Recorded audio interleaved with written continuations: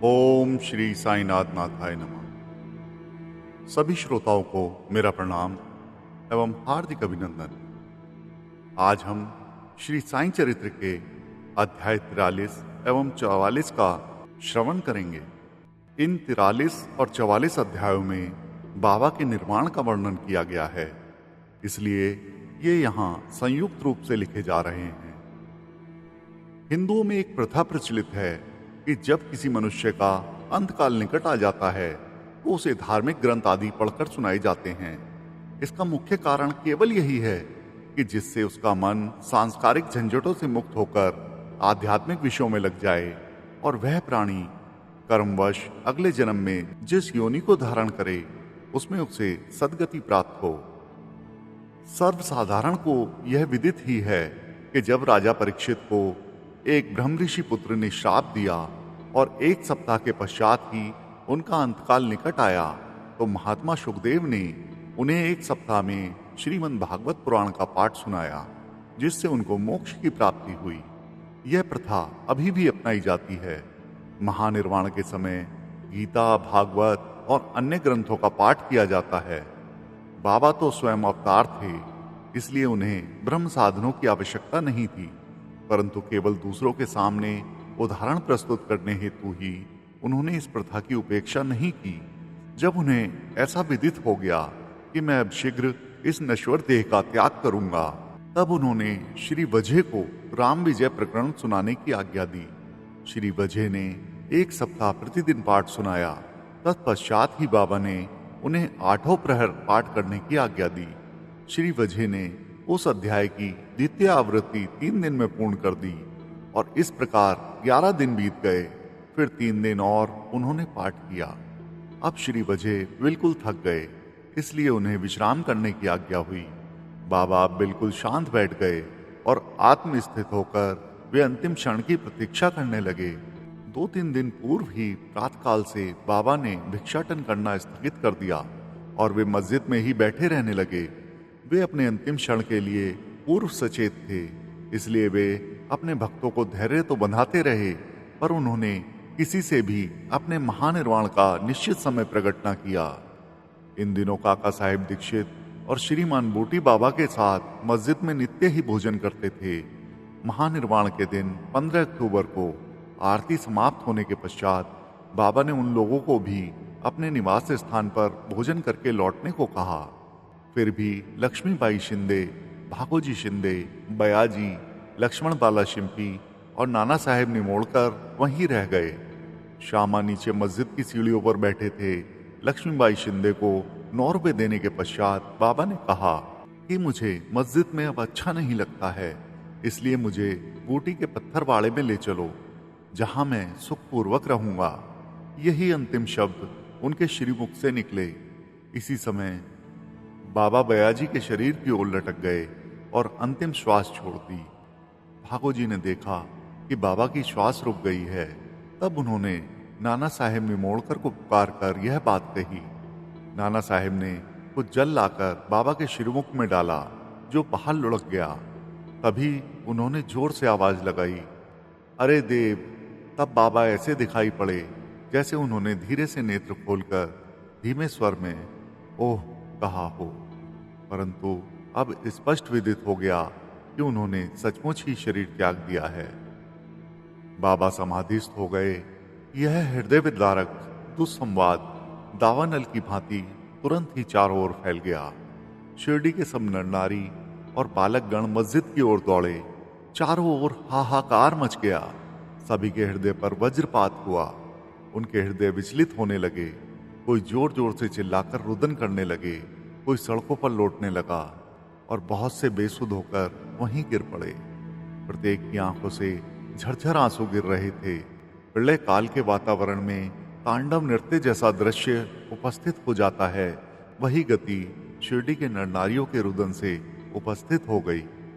उनके इस महान दुख में कौन आकर उन्हें धैर्य बंधाता, जबकि उन्होंने साक्षात सगुण परब्रह्म का सानिध्य खो दिया था।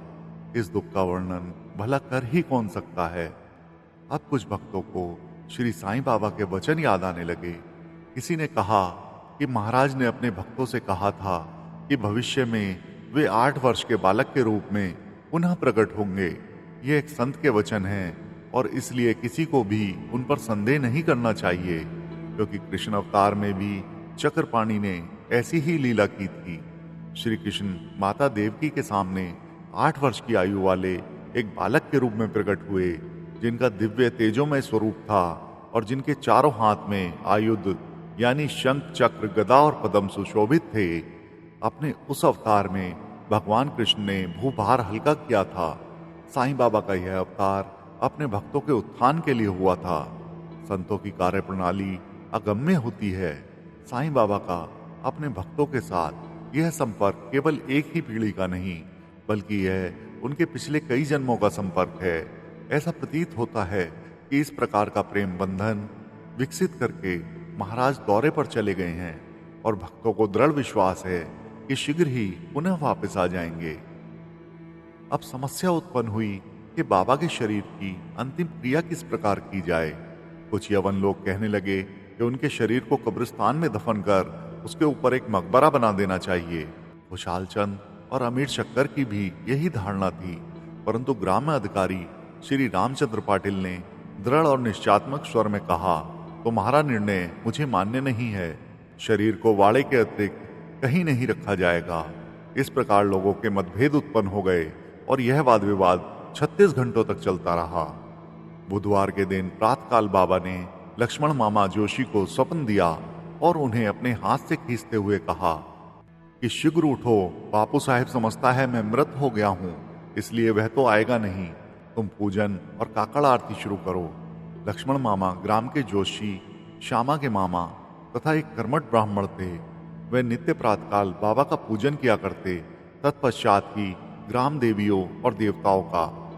उनकी बाबा पर दृढ़ निष्ठा थी, इसलिए इस दृष्टांत के पश्चात वे पूजन के समस्त सामग्री लेकर वहां आए और जो ही उन्होंने बाबा के मुख का आवरण हटाया तो उस निर्जीव अलौकिक महान प्रदीप प्रतिमा के दर्शन कर वे स्तब्ध रह गए, मानो हिमांशु ने उन्हें अपने पास में आबद्ध करके जड़वत बना दिया हो। स्वप्न की स्मृति में उन्हें अपना कर्तव्य करने को प्रेरित कर दिया। फिर उन्होंने मौलवियों के विरोध की कोई चिंता न कर विधिवत पूजन और काकड़ आरती की। दोपहर को बापू साहेब जोग भी अन्य भक्तों के साथ आए और सदैव की भांति मध्याह्न की आरती की। बाबा के अंतिम श्री वचनों को आदर पूर्वक स्वीकार करके लोगों ने उनके शरीर को बूटीवाड़े में रखने का निश्चय किया और वहां का मध्य भाग खोदना आरंभ कर दिया। मंगलवार की संध्या को राहता से सब इंस्पेक्टर और भिन्न भिन्न स्थानों से अनेक लोग वहां एकत्र हुए। तब लोगों ने उस प्रस्ताव को स्वीकार किया। दूसरे दिन प्रातःकाल बंबई से अमीर भाई और कोपर गांव से मामलेदार भी वहां आ पहुंचे। उन्होंने देखा कि लोग अभी भी एक मत नहीं हैं। तब उन्होंने मतदान करवाया और पाया कि अधिकांश लोगों के बहुमत वाड़े के पक्ष में ही हैं। फिर भी वे इस विषय में कलेक्टर की स्वीकृति अति आवश्यक समझते थे।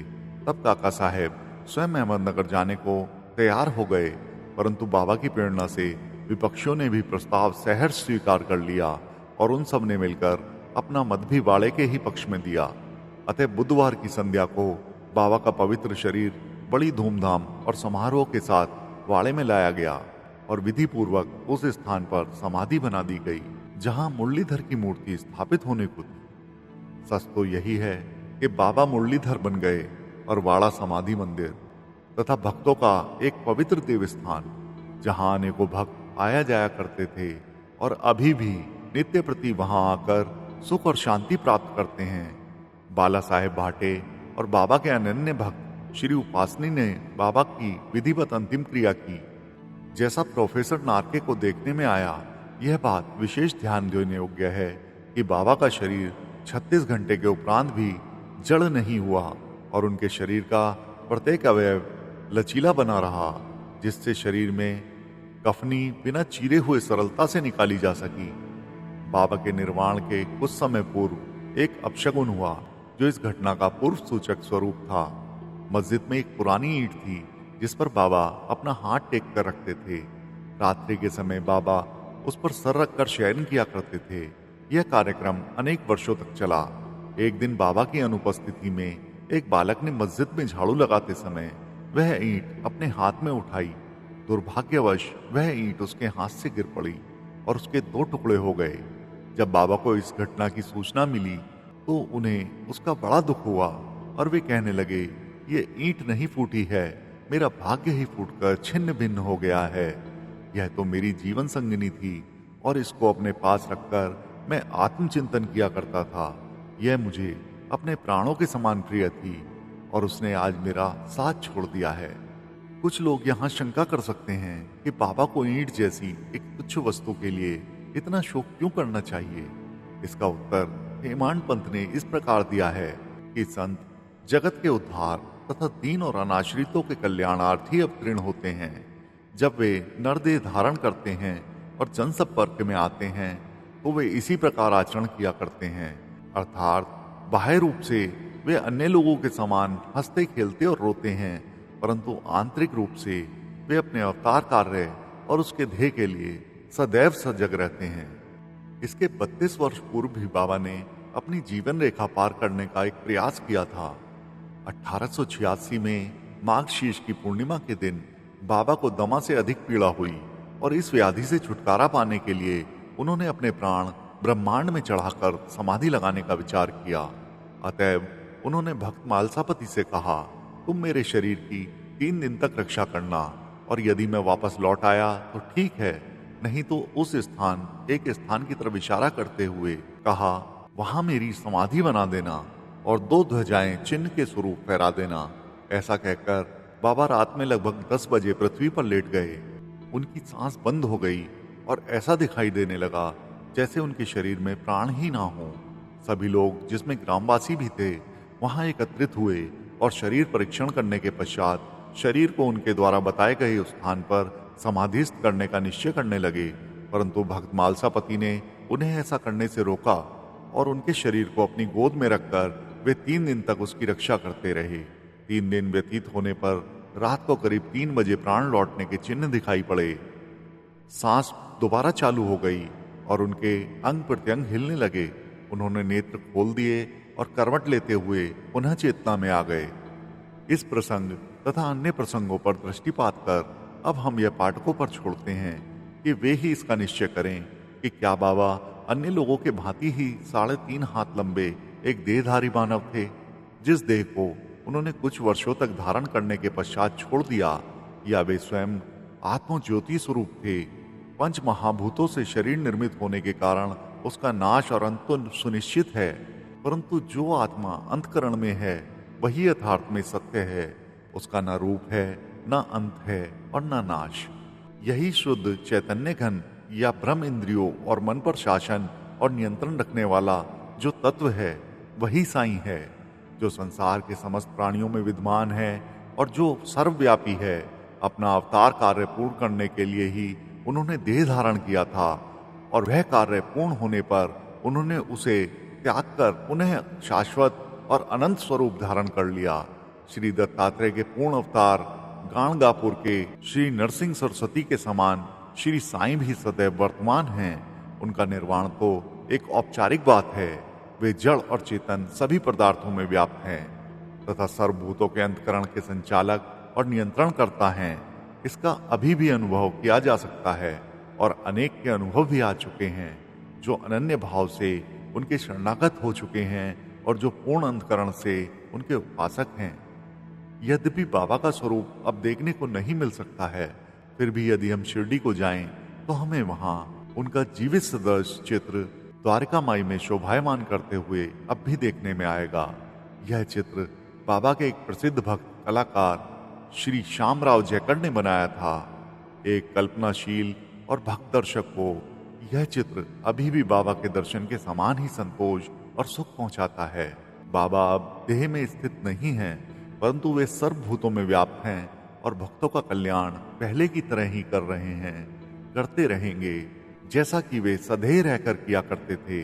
बाबा संतों के समान अमर हैं, चाहे वे नरदेह धारण कर लें, जो कि एक आवरण मात्र है, परंतु वे तो स्वयं भगवान श्री हरि हैं, जो समय समय पर भूतल पर अवतीर्ण होते रहते हैं। श्रोताओं, जोग के संन्यास की चर्चा कर हेमांड पंत के अध्याय समाप्त करते हैं। श्री सखाराम हरि उर्फ बापू साहेब जोग पुणे के प्रसिद्ध वारकरी विष्णु बुवा जोग के काका थे। वे लोक कर्म विभाग यानी पीडब्ल्यूडी में पर्यवेक्षक थे। सेवानिवृत्ति के पश्चात वे सपनिक शिरडी में आकर रहने लगे। उन्हें कोई संतान न थी। पति और पत्नी दोनों की ही साईं चरणों में अटल श्रद्धा थी।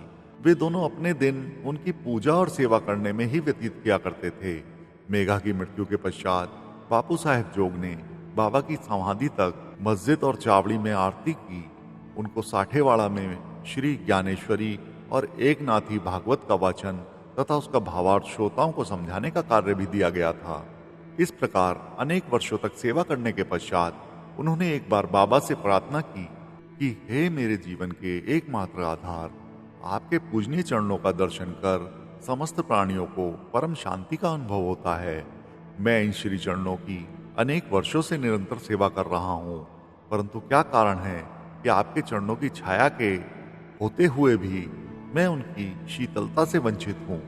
मेरे इस जीवन में कौन सा सुख है यदि मेरा चंचल मन शांत और स्थिर बनकर आपके श्री चरणों में मगन नहीं होता? क्या इतने वर्षों का मेरा संत समागम व्यर्थ ही जाएगा? मेरे जीवन में वह शुभ घड़ी कब आएगी जब आपकी मुझ पर कृपा दृष्टि होगी? भक्त की प्रार्थना सुनकर बाबा को दया आ गई। उन्होंने उत्तर दिया कि थोड़े ही दिनों में अब तुम्हारे अशुभ कर्म समाप्त हो जाएंगे तथा पाप और पुण्य जलकर शीघ्र ही भस्म हो जाएंगे। मैं तुम्हें उस दिन ही भाग्यशाली समझूंगा जिस दिन तुम ऐन्द्रिक विषयों को तुच्छ जानकर समस्त पदार्थों से विरक्त होकर पूर्ण अनन्य भाव से ईश्वर भक्ति कर संन्यास धारण कर लोगे। कुछ समय पश्चात बाबा के वचन सत्य सिद्ध हो गए। उनकी स्त्री का देहांत हो जाने पर उनकी अन्य कोई आसक्ति शेष न रही। वे अब स्वतंत्र हो गए और उन्होंने अपनी मृत्यु के पूर्व संन्यास धारण कर अपने जीवन का लक्ष्य प्राप्त कर लिया। दयानिधि कृपालु श्री साईं समर्थ ने मस्जिद में अनेक बार निम्नलिखित सुधोपम वचन कहे थे। जो मुझे अत्यधिक प्रेम करता है वह सदैव मेरा दर्शन पाता है। इसके लिए मेरे बिना सारा संसार ही सूना है। वह केवल मेरा ही लीलागान करता है। वह सतत मेरा ही ध्यान करता है और सदैव मेरा ही नाम जपता है। जो पूर्ण रूप से मेरी शरण में आ जाता है और सदा मेरा ही स्मरण करता है, अपने ऊपर उसका यह ऋण मैं उसे मुक्ति प्रदान करके चुका दूंगा।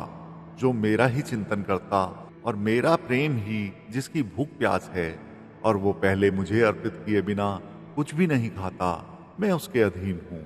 जो इस प्रकार मेरी शरण में आता है वह मुझसे मिलकर उसी प्रकार एकाकार हो जाता है जिस तरह नदियां समुद्र में मिलकर तदाकार हो जाती हैं। अतएव महत्ता और अहंकार का सर्वथा परित्याग करके तुम्हें मेरे प्रति जो तुम्हारे हृदय में आसीन है पूर्ण रूप से समर्पित हो जाना चाहिए।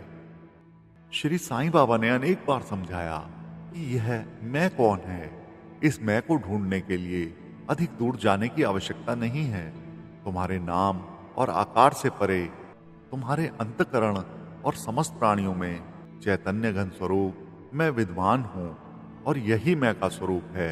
ऐसा समझकर तुम अपने तथा समस्त प्राणियों में मेरा ही दर्शन करो। यदि तुम इसका नित्य प्रति अभ्यास करोगे तो तुम्हें मेरी सर्वव्यापकता का अनुभव शीघ्र हो जाएगा और मेरे साथ अभिन्नता प्राप्त हो जाएगी। अभिमान पंथ पाठकों को नमन कर उनसे प्रेम और आदर पूर्वक विनम्र प्रार्थना करते हैं कि उन्हें समस्त देवताओं, संतों और भक्तों का आदर करना चाहिए। बाबा सदैव कहा करते थे कि जो दूसरों को पीड़ा पहुंचाता है वह मेरे हृदय को दुख देता है तथा मुझे कष्ट पहुंचाता है। इसके विपरीत जो स्वयं कष्ट सहन करता है वह मुझे अधिक प्रिय है। बाबा समस्त प्राणियों में विद्वान हैं और उनकी हर प्रकार से रक्षा करते हैं। समस्त जीवों से प्रेम करो, यही उनकी आंतरिक इच्छा है। इस प्रकार का विशुद्ध अमृतमय स्तोत्र उनके श्रीमुख से सदैव झरता रहता था। अतः जो प्रेम पूर्वक बाबा का लीलागान करेंगे या उन्हें भक्ति पूर्वक श्रवण करेंगे उन्हें साईं से अवश्य अभिन्नता प्राप्त होगी। उन्हें बाबा के दर्शन अवश्य होंगे। श्रोताओं, आपने बड़े ही भक्ति भाव से, बड़े ही ध्यान पूर्वक श्री साईं चरित्र के 43वें और 44वें अध्याय का श्रवण किया। इसके लिए हम आपके आभारी हैं। ओम श्री सद्गुरु साईनाथार्पणमस्तु। शुभम भवतु। ओम साईं राम।